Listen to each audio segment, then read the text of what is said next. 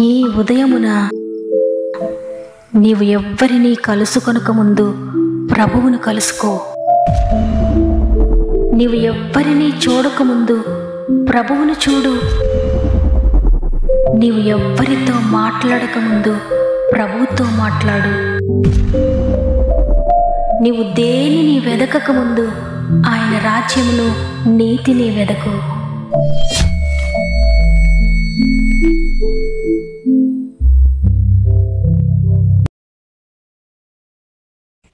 Praise the lord. ఈ ఉదయకాలమున God first అనే వాగ్దాన కార్యక్రమానికి మిమ్మల్ందరినీ మరొకసారి ప్రేమతో ఆహ్వానిస్తూ ప్రభునామములో నా యొక్క ప్రత్యేకమైన శుభములు మీ అందరికీ తెలియజేస్తున్నాను. ప్రియ దేవుని బిడ్డలారా, ఈ ఉదయాన్ని ఒకవేళ మీరు ఏదైనా మానసికమైన ఒత్తిడిలో నలిగిపోతున్నారా, అనారోగ్య సమస్యల్లో ఉన్నారా, మీ దుఃఖము మీ బాధ ఏదైనా కూడా ప్రభువుని ఆశ్రయించండి. ఎందుకంటే ఆయన తప్ప ఈ లోకంలో ఎవ్వరూ మనకు సహాయం చేసేవారు లేరు. ఆయనే మన ఆత్మీయ శారీరక పోరాటములన్నిటిలో కూడా విజయవంతమైన క్రైస్తవ జీవితాన్ని జీవించడానికి మనకు సహాయం చేయగలిగిన శక్తి కలిగిన వాడు. అపవాది ఎప్పుడు ఏదో ఒక పరిస్థితిని కల్పించి నీతో పోరాడుతూనే ఉంటాడు. విశ్వసించండి, పట్టుదల కలిగి ప్రార్థించండి. ప్రార్థన ద్వారా జరగని కార్యము ఏదీ లేదు. సమస్త కార్యములు కూడా ప్రార్థన ద్వారా జరగబోతున్నాయి. అంతేకాకుండా మీరు ఇంకెవరైనా సమస్యలు శోధనలో ఉంటే మీకు ప్రతి ప్రార్థన అవసరతను కామెంట్స్ ద్వారా నాకు తెలియచేయండి. మీ అందరి కొరకు మేము ప్రార్థిస్తున్నాం. మీరు ఎవరి చేతుల్లో ఉన్నారంటే సృష్టికర్తైన దేవుని చేతుల్లో ఉన్నారు. భయపడకండి, ఆయన మిమ్మల్ని లేవనెత్తుతాడు. ఆ చేతులే మిమ్మల్ని నడిపిస్తాయి. అందువల్ల దేనిని గురించి విచారపడకండి, ఆయనను బట్టి ధైర్యం తెచ్చుకొని నిలబడండి. ఆయన మీ కొరకు నిలబడతాడు. సమస్త మహిమ ఘనత ప్రభావములు దేవునికి చెల్లునుగాక. ఈ ఉదయాన దేవుడు మనకు అనుగ్రహిస్తున్న శ్రేష్టమైన వాగ్దానం నెహెమ్యా 8వ అధ్యాయము 10వ వచనము. మీరు దుఃఖపడకుడి, యెహోవా యందు ఆనందించుట వలన మీరు బలముందుదురు. ఆమేన్. బలహీన పరిస్థితుల్లో ఉండి, బలము లేని పరిస్థితుల్లో ఉండి, శ్రమలలో ఉండి, కష్టాలలో ఉండి దుఃఖపడుతున్న వారికి దేవుడిస్తున్న ఒక అద్భుతకరమైన వాగ్దానం ఇది. ఒక వ్యక్తి తన జీవితంలో దేవుని కార్యములు చూడాలి అంటే అనేక విషయాలపై ఉన్న గురి ఒకే ఒక రక్షణాధారమైన క్రీస్తు ప్రభు వారిపైకి మరల్చబడడం అనేది చాలా ప్రాముఖ్యం. దీనిని సంపూర్ణ విశ్వాసంగా మనం పేర్కొంటాం. ఒక వ్యక్తి తనను రక్షించగలిగిన వారెవ్వరూ లేరు అనుకున్నప్పుడు మాత్రమే భయం కలుగుతుంది, దుఃఖం కలుగుతుంది, భయముతో ఏడుస్తూ ఉంటారు. ఇక్కడ వాగ్దానంలో దుఃఖపడేవారు బలము పొందుతారని లేదు, కానీ ఆనందించేవారు బలము పొందుతారు అని ఇక్కడ వాక్యం సెలవిస్తుంది. దుఃఖపడేవారు ఎవరు అంటే తాను నమ్మిన దేవుడు, తాను ఆశ్రయించిన దేవుడు ఖచ్చితంగా నాకు సహాయం చేయగలుగుతాడు అని వారిలో ఇంకా సంపూర్ణ నమ్మిక ఏర్పడనేవారు. అయితే ఆనందించేవారు ఎవరు అంటే తాను నమ్మిన, తాను ఆశ్రయించిన దేవాది దేవుడు తప్పక వారి జీవితాల్లో కార్యం చేయగలుగుతాడు అనే విశ్వాసము ఏర్పడినవారు. సంతోషించేవారు వారు సంతోషించడానికి కారణం వారి కష్టాలు తొలగిపోయినందుకు కాదు, అనారోగ్యం తగ్గిపోయినందుకు కాదు, అప్పులన్నీ తీరిపోయినందుకు కాదు, ఇంకా వారి జీవితాల్లో కష్టాలు శ్రమలు ఉంటూ ఉండగానే వారు సంతోషిస్తూ ఉంటారు. దీనికి కారణం వారిలో దేవునిపై ఏర్పడిన నమ్మిక. నేను నమ్మిన దేవుడు నమ్మదగినవాడు, ఖచ్చితంగా నా జీవితంలో కార్యమైన చేస్తాడు, తగిన సమయం ఆయనకు తెలుసు, ఆయన సమయంలో నా జీవితంలో కార్యం చేస్తాడు అనే స్థితికి వస్తారు. భయంకరమైన కష్టాలలో ఉండి, భయంకరమైన వేదనలో ఉండి, మరణకరమైన పరిస్థితిలో ఉండి సంపూర్ణ విశ్వాసం కలిగిన ఒక భక్తుడు ఈ విధంగా అంటున్నాడు. యోబు 13వ అధ్యాయం 15వ వచనంలో, ఇదిగో ఆయన నన్ను చంపినను నేను ఆయన కొరకు కనిపెట్టుచున్నాను. యోబు ఎటువంటి సమయంలో ఈ మాట పలికాడు అంటే మరణ సమయంలో ఉన్నప్పుడు పలికాడు. ఆయన దేవుని ప్రశ్నించలేదు, ఏంటయ్యా ఈ విధంగా చేశారు, నేను ఇంతగా నీ కొరకు జీవిస్తున్నాను, ఇంత భక్తిగా ఉన్నాను, ఇన్ని సంవత్సరాల నుండి నిన్ను ఆరాధిస్తున్నాను, అనేకమైనవి నీ కొరకు విడిచిపెట్టాను, నీ కొరకు నమ్మకంగా జీవిస్తున్నాను కదా, అయినా ఏంటయ్యా నాకు ఈ పరిస్థితి అని ఆయనను ఎంతమాత్రం ప్రశ్నించలేదు, సందేహించలేదు దేవుణ్ణి.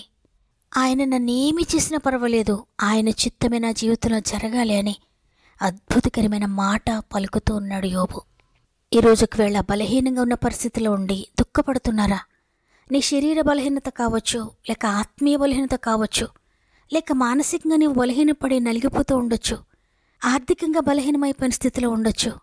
మీరే బలహీనత కలిగి ఉన్నా, దేనిని గూర్చి మీరు దుఃఖపడుతూ ఉన్నా, ఈరోజు దేవుడు నీతో వాగ్దానం చేస్తున్నారు, ఇక దుఃఖపడద్దు, నాలో ఆనందించండి, నన్ను చూసి ధైర్యం తెచ్చుకోండి. మీ శక్తిని బట్టి, మీ యొక్క బలమును బట్టి కాదు గాని నన్ను చూచి నా బలమును బట్టి మీరు ఆనందిస్తే మీరు బలం పొందుకుంటారని దేవుడి రోజు మాట్లాడుతున్నారు. చూడండి, యోవేలు గ్రంథము 3వ అధ్యాయం 10వ వచనంలో వ్రాయబడి ఉంది, బలహీనుడు నేను బలాఢ్యుడును అనుకొనవలెను. బలహీనుడు చెప్పాలంట నేను బలవంతుడును అని. ఒకవేళ నీవు బలహీనుడివై ఉండొచ్చు, ప్రస్తుతం అన్నిటిలో విఫలమైపోయిన స్థితిలో ఉండొచ్చు, లేవలేని స్థితిలో ఉండొచ్చు, పడిపోయాను ఇక లేచే స్థితి నాకు లేదని నువ్వు అనుకుంటూ ఉండొచ్చు. నీవు అనుకున్నట్టుగా ప్రస్తుతం నీవు లేకపోయి ఉండొచ్చు, నీవు ఓడిపోయిన స్థితిలో ఉండి ఉండొచ్చు, నీ ఆశలన్నీ కూడా అడియాసలేని పరిస్థితిలో నువ్వు ఉండి ఉండొచ్చు.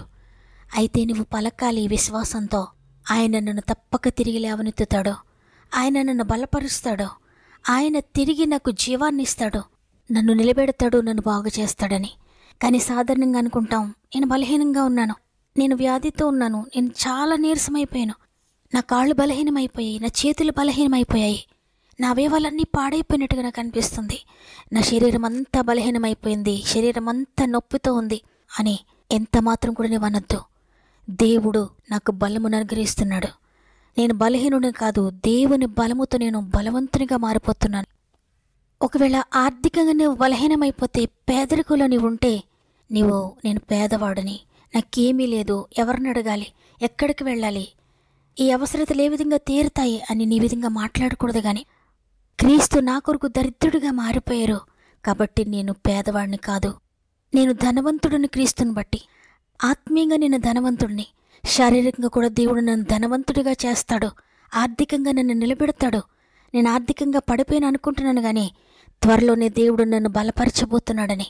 బలహీనంగా ఉన్న నీవు తప్పకుండా దేవుని బట్టి బలం తెచ్చుకొని నిలువబడు, దేవుడు తప్పక నిన్ను బలపరుస్తాడు. ఒకవేళ ఆత్మీయంగా బలహీనంగా ఉన్నావేమో, పాపంలో పడిపోతూ ఉన్నావేమో, ప్రతిసారి నిలబడాలి దేవుని కొరకు అనుకుంటూనే పడిపోతూ ఉన్నావేమో, అయితే నేను పాపిని, నేను చాలా పనికిమాలిన వాడను, పనికిమాలిన దాన్న, నేను ఎప్పటికీ కూడా దీన్ని విడిచిపెట్టలేను, నా పాపముతోటి నేను చనిపోతానేమో, నేను చాలా భయంకరమైన వ్యక్తి నన్ను అనుకోకూడదు. కానీ దేవుని నీతి నేను అడుగుతున్నాను, ఆయన తప్పక ఆయన నీతి నాకు అనుగ్రహిస్తారు, ఆయన శక్తి నాకు ఇస్తారు నేను పరిశుద్ధంగా జీవించడానికి. దేవుని బట్టి నేను బలవంతుడిగా మారిపోతున్నాను, ఆత్మీయంగా నేను ఉన్నత స్థితిలోనికి ఆయన నన్ను నడిపిస్తున్నాడు, దేవుని శక్తి నేను పొందుకుంటున్నాను, ఆయనను బట్టి నేను ఆత్మీయంగా బలవంతుడును బలహీనుడును కాదు అని నువ్వు చెప్పాలి. దేవుడు తప్పకుండా నిన్ను ఆత్మీయంగా బలపరుస్తాడు. నువ్వేదైతే విడిచిపెట్టలేకపోతున్నావో, ఏదైతే పడిపోతున్నావో ప్రతిసారి తప్పకుండా దేవుడు పడకుండా నిన్ను కాపాడుతాడు, నిన్ను తప్పక బలపరుస్తాడు. కాబట్టి ఈరోజు నువ్వు ఏ విషయంలో బలహీనంగా ఉన్నా, నువ్వు బలహీనుడు అని అనొద్దు, దేవుని బట్టి నేను బలవంతుడని అని చెప్పు. దేవుని శక్తితో నేను బలంగా మారిపోతున్నాను, ఆయన శక్తిని నేను తీసుకుంటున్నానని నువ్వు విశ్వాసంతో పలికి నీ క్రియలలో కూడా ఆ విశ్వాసాన్ని ప్రకటిస్తే తప్పకుండా నువ్వు ఎక్కడ బలహీనుడవో, ఎక్కడ బలహీనురాలవో, ఏ విషయంలో నువ్వు ఓడిపోతున్నావో, ఏ విషయంలో నువ్వు పడిపోయి ఉన్నావో తప్పక తిరిగి దేవుడు నిన్ను నిలువబెడతాడు, దేవుడు నిన్ను ఉన్నత స్థితిలోనికి నడిపిస్తాడు.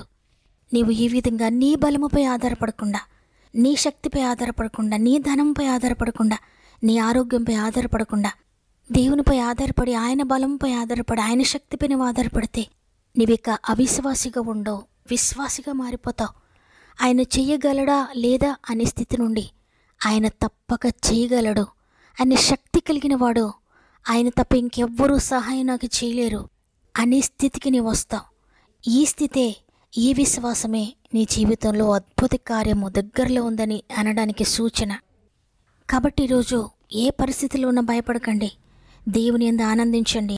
ఆయనలో మీరు ఇప్పుడు ఆనందిస్తారంటే అన్నీ కలిగి ఉన్నప్పుడు కాదు, ఏమీ లేకపోయినా దేవుడు నాకున్నాడనే ధైర్యాన్ని కలిగి ఉన్నప్పుడు, ఆయన నాకుండగా నాకు భయం లేదనే విశ్వాసంలో నీవు ఉన్నప్పుడు, ఏది ఏమైపోతున్నా నువ్వు ధైర్యంగా ఉంటావు, విశ్వాసంతో ఉంటావు. నీ శరీరం నీకు చెప్తూ ఉంటుంది నువ్వు బలహీనంగా ఉన్నావు, నీకేమీ లేదు, నీకు ఆర్థిక బంధకాలు ఉన్నాయి, రోగంతో ఉన్నావు, నువ్వు బాధతో ఉన్నావని చెప్తూ ఉన్నా, నా దేవుడు నాకున్నాడు అని ఆయనలో నువ్వు ఆనందిస్తావు, ఇక దుఃఖపడవు. కాబట్టి ఈరోజు ఈ మాటలు వింటున్నా ప్రియ చెల్లి, ప్రియ తమ్ముడు, ప్రియ అక్క, అన్న, మీ జీవితాన్ని చూసుకొని మీరు బలహీనపడిపోతున్నారా? మీ శ్రమలను బట్టి మీరు దుఃఖపడుతున్నారా? ఎంత మాత్రం దుఃఖపడొద్దు, భయపడొద్దు, బలహీనపడొద్దు. దేవుని బట్టి ధైర్యం తెచ్చుకోండి. విశ్వాసంతో ఆయనలో ఆనందించండి. సమస్త కార్యములు ఆయన మీ జీవితంలో జరిగించబోతున్నాడు. ఈ వాగ్దానం నా కొరకే. దేవుడు నన్ను బలపరిచాడు. నేను ఇది మొదలుకొని బలంగా ఉంటాను. నేను ఏ విషయంలో కూడా బలహీనమైపోను అని నమ్ముతున్నవారు ఒక్క నిమిషం నాతో మోకరిస్తారా? ప్రార్థన చేద్దాం. ప్రేమగల తండ్రి, నీకు వందనాలు. నీ ఉచిత కృపను బట్టి మరి ఒక దినాన్ని మాకు అనుగ్రహించి మా ఆయుష్కాలను పొడిగిస్తూ నిలబెట్టినందుకు నీకు వందనాలు. అవును తండ్రి, మేము బ్రతికి ఉన్నామంటే కేవలం నీ కృపే తండ్రి. నీ కృప కొరకు మరి ఒకసారి నీకు కృతజ్ఞత చెల్లిస్తున్నాను. ఈరోజు మాతో మాట్లాడారు. నన్ను బట్టి ధైర్యం తెచ్చుకుని నాలో ఆనందిస్తే మీరిక దుఃఖపడరు, మీరిక దుఃఖపడవద్దు, నాలో ఆనందించండి అని. అవును తండ్రి, ఎంతమంది అయితే ఈ మాట రిసీవ్ చేసుకున్నారో, ఎంతమంది ఈ మాటను విశ్వసిస్తూ ఉన్నారో, మోకరించి ప్రార్థిస్తున్నారో, ప్రతి ఒక్కరి జీవితంలో ఈ వాగ్దానము యేసు నామములో నెరవేర్చబడునుగాక. వారి దుఃఖ దినములన్నీ సమాప్తములవునుగాక. వారి దుఃఖానికి బదులుగా సంతోషాన్ని పొందుకొందురుగాక. వారి భయమునకు బదులుగా ధైర్యాన్ని పొందుకొందురుగాక. వారి ఆర్థిక బంధకాలకు, వారి లేమికి బదులుగా సమృద్ధిని పొందుకొందురుగాక యేసు నామములో. వారి అనారోగ్యానికి బదులుగా ఆరోగ్యం పొందుకొందురుగాక. ఈ విధంగా ప్రతి ఒక్కరిని కూడా మీరు లేవనెత్తుతున్నందుకు వందనాలు. నమ్మిన వారందరి జీవితాలు కార్యములన్నీ మీరు జరిగించినందుకు నీకు కృతజ్ఞత చెల్లిస్తున్నానయ్యా. మరి ముఖ్యంగా తండ్రి, అనేక మంది బిడ్డలు వారి ప్రార్థన అవసరతలు మాకు తెలియజేస్తున్నారు. ప్రతి ఒక్కొక్కరిని పేరు పేరు చెప్పుడు జ్ఞాపకం చేసుకోండి అయ్యా. ప్రతి కామెంట్ మీద యేసు రక్తాన్ని ప్రోక్షిస్తున్నారు. వారి సమస్య ఏదైనప్పటికీ, ఆత్మీయంగానైనా, శారీరకంగానైనా, మానసికంగానైనా, ఆరోగ్య విషయంలోనైనా, పొలం విషయంలోనైనా, ఇంటి విషయంలోనైనా, చదువు విషయంలోనైనా, ఎగ్జామ్స్ విషయంలోనైనా, గృహం విషయంలోనైనా, భార్యాభర్తల విషయంలోనైనా, కుటుంబ పరిస్థితుల్లోనైనా, కోర్టు కేసెస్ విషయంలోనైనా, వ్యాపార విషయంలోనైనా, వ్యవసాయ విషయంలోనైనా, చేతి పనుల్లోనైనా, వారి బిడ్డల వివాహాల విషయంలోనైనా, గర్భఫలం లేదని విషయంలోనైనా, కుటుంబ రక్షణ విషయంలోనైనా, పాపం విడిచిపెట్టాలి, పరిశుద్ధిగా జీవించాలనే ఆశ కలిగి ఉన్న వారి పరిస్థితి ఏదైనప్పటికీ కూడా తండ్రి, ప్రతి ఒక్కరిని మీరు లేవనెత్తుతున్నారు. వారి జీవితంలో లేని వాటిని ఉన్నవాటిగా పిలుస్తున్నారని నమ్ముతున్నాను. లేని ఆరోగ్యం మీరు ఉన్నదిగా పిలుస్తున్నందుకు వందనాలు. లేని బలమును ఉన్నదిగా మీరు పిలుస్తున్నందుకు వందనాలు. లేని ఆర్థిక సమృద్ధిని మీరు ఉన్నదిగా పిలుస్తున్నందుకు వందనాలయ్యా. వారి జీవితంలో ఏదైతే లేదో ప్రతిదాన్ని కూడా ఉన్నదిగా చేస్తున్నందుకు నీకు కృతజ్ఞత చెల్లిస్తూ, ప్రతి ఒక్కరూ కూడా త్వరలోనే అద్భుతకరమైన సాక్ష్యములతో వారి జీవితంలో మీరు చేసిన కార్యములు మాతో పంచుకుంటున్నారని నమ్మి నీకు కృతజ్ఞత చెల్లిస్తూ, ఎగ్జామ్స్ కొరకు ప్రిపేర్ అవుతున్న ప్రతి బిడ్డను కూడా చేతులకు అప్పగిస్తూ జ్ఞానాత్మతో నింపి నడిపిస్తారని, ఈరోజు ప్రత్యేకంగా పుట్టినరోజులు, పెండ్లి రోజులు జరుపుకున్న వారందరినీ చేతులకు అప్పగిస్తూ ఈ సంవత్సరం అంతా మీరు తోడండి, నడిపించండి. ఇదే మనం ప్రారంభిస్తూ ఉండి ఈ రోజంతా ఆత్మీయ కుటుంబానికి తోడుగా ఉండండి అయ్యా. వారు ఎక్కడికి వెళ్తున్నారో ప్రతి స్థలంలో మీరు తోడుగా ఉండండి. ఎవరైనా హాస్పిటల్స్కి వెళ్తూ ఉంటే అన్ని నార్మల్ రిపోర్ట్స్, నెగిటివ్ రిపోర్ట్స్ మీరు దయచేస్తున్నారని నమ్ముతున్నాను. కోర్టు కేసెస్కి వెళ్తూ ఉంటే అద్భుతకరమైన విజయం దయచేయండి. ఇక ఎక్కడికి వెళ్తున్నా మీరు వారికి ముందుగా నడిచి వారికి తోడుగా ఉండి విజయం దయచేస్తున్నారని యేసయ్య పరిశుద్ధమైన నామములో అడిగి వేడుకొంచున్నాను తండ్రి. ఆమెన్. ఈరోజు ఈ వాగ్దానాన్ని విన్న ప్రియ సహోదరి, ప్రియ సహోదరుడా, బలవంతుడినే దేవుడు ఈరోజు నీతో మాట్లాడారు. ఇక నేను బలహీనుడని అనొద్దు. ఆయనలో ఆనందించినప్పుడు నువ్వు బలం పొందుకుంటావు. ఆ బలమే నిన్ను నడిపిస్తుంది, నీ జీవితంలో అద్భుతాలు చేస్తుంది.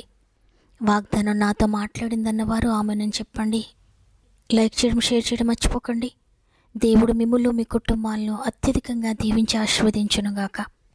దేవుని చిత్తమైతే తిరిగి రేపు అందరం కలిసి ఆయనను స్తుతిందాం. అంతవరకు ప్రభు మీకు, మీ కుటుంబాలకు తోడు నడిపించునుగాక. God bless.